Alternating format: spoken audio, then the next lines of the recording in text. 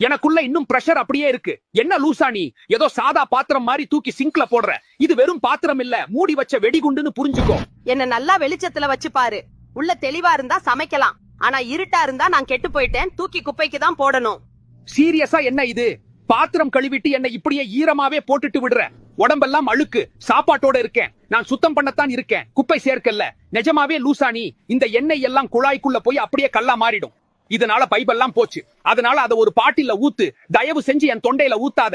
உண்மையா இது தேவையில்லாத வேலை. கொதிக்கிற தண்ணி என்ன மொத்தமா எரிச்சிடும். அப்புறம் காபி ரொம்ப கசக்குது, எனக்கு தலை வலிக்குதுன்னு நீதான் உட்கார்ந்து புலம்புவ. நான் டிஷ் வாஷ் தான், நாய் ஷாம்பு இல்ல.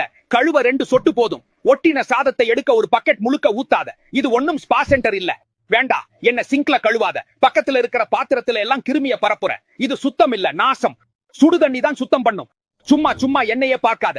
என் ஆவிய வெளியே விட்டுட்டே இருக்க. மூடிய மூடு, என்னை என் வேலையை செய்ய